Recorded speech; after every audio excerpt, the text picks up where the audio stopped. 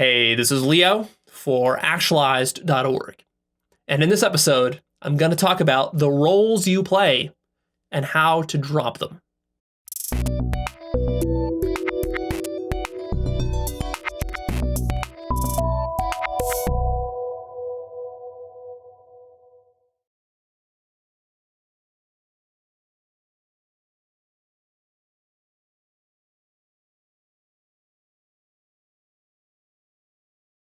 Have you noticed yet that people tend to live their life acting out roles? Acting out roles that are obvious to everyone around them, but are opaque to themselves. And of course, when I talk about people, I'm talking about you. You're doing this, you're playing a role without knowing or being conscious of the fact that you're playing this role and that this role is actually a contrivance. So what I want to help you to do is to see that in yourself and possibly to start to move towards dropping it. Just outright dropping it so that you can live more authentically. So what do I mean by roles? Well, I'm going to give you a long list of many examples of roles so you'll have a very clear idea. But in the abstract, what I mean by a role is sort of like this costume that you put on, this character that you are, that you somehow picked up probably in your childhood or in your teenage years or early adulthood, and now you're wearing this costume and you've confused this costume for your authentic personality. In the same way that you have goth kids. You remember the goth kids in high school? Maybe you were one of them. Hopefully not. But you probably know that stereotype, right? So we got the goth kids. Now these goth kids, they do their goth thing. They put on their goth makeup and they wear their goth clothes and they think that they're cool and whatever. They're different, or that they're unique. But when you look at it, it just seems so contrived. It seems so silly and pointless. It seems like a bunch of apes at the zoo who have been rummaging through some, circus costumes and have put them on, and now they're walking around in a tuxedo. It's like an ape walking around in a tuxedo, thinking that it's now this hotshot ape, when really it's as absurd as an ape can get. That's what it is. So I want to help you to see that in yourself. Imagine, if you will, an alien looking down on the Earth from outer space, and he looks at the entire narrative of your life, and he can clearly spot the role that you are playing. What would that be for you? Can you start to suspect what your own contrivances might be and how silly they are, and yet how seriously you take them? Some of these roles could be personal. Some of these roles could be cultural. Some of these roles could be related to career or to business or to family life and so forth. There's a lot of different subcultures and subcultures that we find throughout society. And a lot of that you're going to see in all these different stereotypes that I'm going to throw at you here. I've taken a while to brainstorm a big list of roles, a lot of stereotypes, a lot of research went into this. Some of these are fun. So it's going to be a fun episode because mostly I'm just going to be listing all these roles. Now, what I want you to do is I want you to sit there and to listen to these. And even though there's going to be a lot of them, and you might have various judgments that come up, and you can probably spot these roles in a bunch of your friends and family members and coworkers and so forth, people you've known. What I really want you to do is to listen for that one or two or three roles that really sticks for you, that you feel that you've been embodying for a good chunk of your life. And what you should be looking for is just sort of like aha moment where it's like, oh yeah, that's it. That's the role I'm playing. You got me. That's exactly what I've been doing, but I wasn't conscious that I was doing it. I hadn't put a label on it yet. I hadn't realized that there is this role. I thought that that's just how life is. I thought that that's what it means to be a human being. But no, it's just a role. So listen close as I go down this list. This is fun. The perfectionist, the rebel, or the iconoclast, or the nonconformist. Mr. Macho, or the alpha male. This one's very common. Or Mr. Cool, or Mr. Suave, or Mr. James Bond. the bad boy or the badass, the winner, the loser, the moocher or the haggler or the penny pincher, the player, the nice guy or the nice girl or the doormat, the victim or the wounded bird or the mistreated one, the abused one, the whiner, the know-it-all or the smartass or the whippersnapper, the professional or the respectable businessman, the responsible one, the dependable one, the mysterious one, the cynic, the skeptic, the socialite, the attention whore, or the show-off, the drill sergeant, or the rule keeper, or the enforcer of the law, the crusader, the martyr, the shy guy, or the wallflower, the nerd, or the geek, the Care Bear, or the bleeding heart, the vixen, or the slut, the virgin, the tormented artist, or the starving artist, the achiever, the guru, the free spirit, the team player, the addict, the vegan, the bohemian, the environmentalist, the rationalist, the scientist, the philosopher, the libertarian, the anarchist, the intellectual, the mastermind, the knight in shining armor, the grumpy old man, the desperate housewife, the soccer mom, the alpha businesswoman, the lone wolf, the prima donna, or the drama queen, or the diva, the fuck-up, or the black sheep in the family, or the prodigal son, the golden boy, the tryhard, the gentleman or the lady, the good Christian or the born-again Christian, the sinner, the celebrity, the hero, the villain, the oppressed minority, the misunderstood genius, the conspiracy theorist, the exemplary mother or father, or the opposite of that, which is the terrible mother or father, the critic or the snob, the outcast, the guardian and defender of truth, the savior of humanity or the chosen one,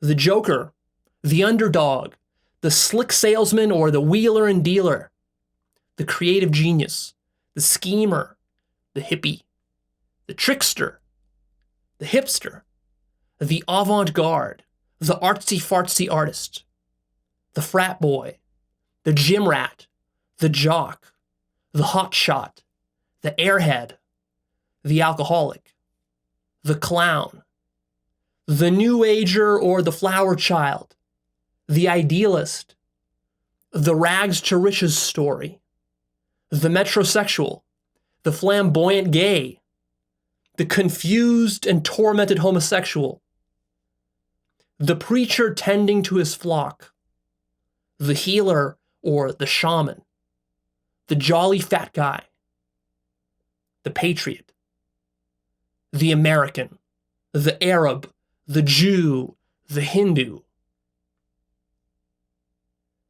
So that's a list of some of the roles. Did any of those stand out for you? If they did, good, jot that down, keep it in your mind. It's a gut feeling you have of like, oh shit, I've been caught. It's like I've spent the last 10 or 20 years playing this role, and now it's like, oh, I've been caught. That's what I've been doing. That's exactly what I've been doing. I've been playing the role of the perfectionist in my relationships, in business, in my art, in my family. I was the perfectionist the whole time. Or it's like, no, I've been playing the role of the wounded bird. In my relationships, I was the wounded bird. I keep being the wounded bird. with my, everything I do with my career, it's like I'm always the victim. Someone's always hurting me. Someone's always doing something to me. Someone's always sabotaging me.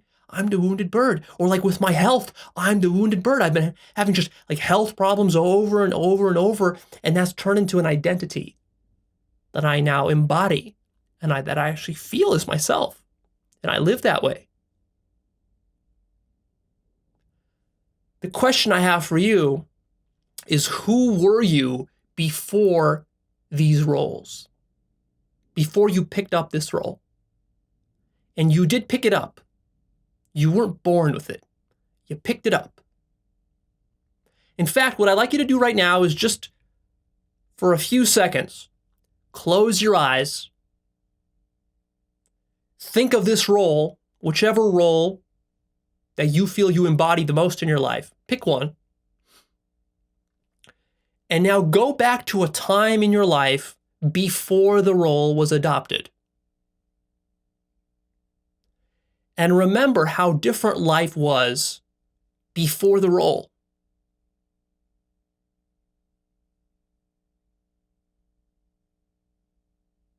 Let some of those memories, those early memories, come back to you. What was it like when you were living without any roles? Can you remember?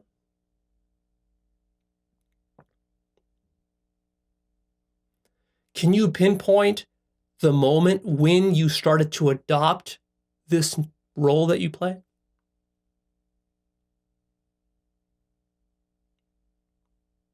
There was a moment where it started to come into existence, and it was still new. You had to create it. You had to put on this costume, and at first it probably didn't feel quite right, didn't feel authentic. But over time, you just put it on over and over and over again until you forgot that it was a costume to begin with. Okay. Go ahead and open your eyes. I'll have a worksheet for you that you can use to go deeper and to really explore this. But what I just want to say here is that, why do you need this role? What function does it serve? Could you start to let it go? What would your life look like if you did let it go? Who would you become?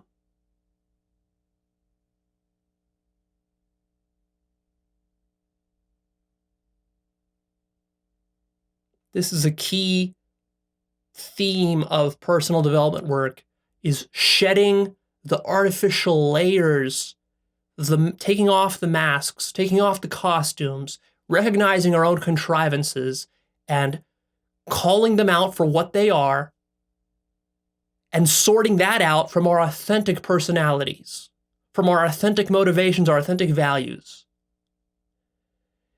And if you had a healthy childhood, then that's something you can use as an anchor point. If your childhood was healthy, you still probably adopted roles, just later on in life, maybe in your teenage years, in middle school, maybe in high school. But in elementary school, you were probably relatively pure.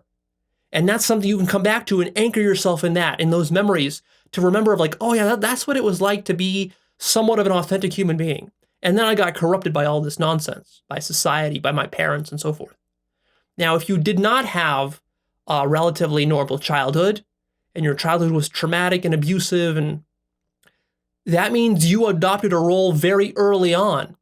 And in fact, your earliest memories might be so toxic and distorted that already you don't know what it's like to feel that authentic, pure, clean slate that you started life with, right? You might not have those memories, in which case you're in a more difficult situation. Now, that doesn't mean you can't drop your role. You can still drop your role. It'll just take more work because you don't have those memories as an anchor point that you can go back to. Right? You can still drop them. That's okay. But this is just something that I want you to be aware of.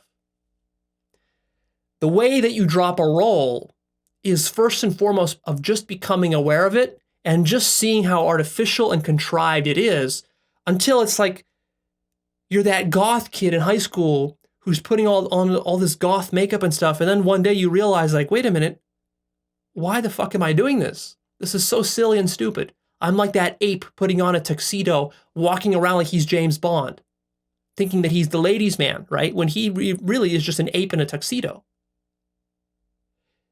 When it becomes that transparent to you, you can see the ridiculousness, the absurdity of it, then it'll naturally just kind of wither away and fall off on its own. But to help you do that, I do have a worksheet. So this is the end of the episode. It's going to be short and simple. All I really wanted to do is just share this list with you, but do the worksheet, because the worksheet has some powerful questions, and I want you to really think about what these questions are pointing you to. Do a little bit of journaling and brainstorming about this so that you can get very clear about the inauthenticities that you act out every day in your life. So make sure you do that worksheet. All right, that's it. I'm signing off. Please click the like button for me, post your comments down below, share this episode with a friend, and lastly, come check out Actualized.org right here. This is my website. I have some cool stuff on there. I have free resources. There's a forum. There's a new blog that I recently launched, which has some more advanced and miscellaneous insights that I don't get to share with you via the videos. So check all that out. But most importantly, just stay tuned. Stay tuned for more and start doing the work that this theory is pointing you to. What I share with you is largely theory. I'm a conceptual kind of guy. And also because of the format that we're in, we're talking. That's all I can really do to you is just talk. So of course it's going to be all theoretical. What I need you to do, if you really like the theory, and if you're following it because you like some of the advanced concepts I'm sharing with you and they're kind of interesting and fascinating, and maybe you're a philosophically minded type of person, here's what you got to do. You got to start doing the work. Do the work. You can't just listen to theory all the time. If you're a fan of the theory and you're a conceptual person like me and you're a philosophically minded person like me, the cost that you need to pay is to do the work. That's the cost of being a philosopher. You cannot just be a philosopher sitting on your ass listening to theory all day and reading a bunch of books, right? That way lies a lot of misery and ultimately self-destruction. That way lies what they call crazy fox zen, Yako zen. You're going to turn into a crazy, despicable fox. That's what's going to happen. You're going to have all this knowledge, all this theory, but then you're not going to be able to actually embody it, and it's going to slowly destroy you from the inside, and you're going to wreak havoc in your life and with everybody else around you. So be careful. If you really love the theory, then honor the theory by putting it into practice, and then that will create more space for more advanced theory in the future. And in the future, I'll be introducing a lot of really cool but subtle and advanced concepts that you will not be able to follow unless you do the work now. So start laying the practical foundation, and then from that, it's going to be like we're building a pyramid or a ziggurat, right? We're building layer upon layer upon layer with this work. So if you really like the subtle stuff, then get the basics down. Handle the fundamentals. Then you can have your dessert.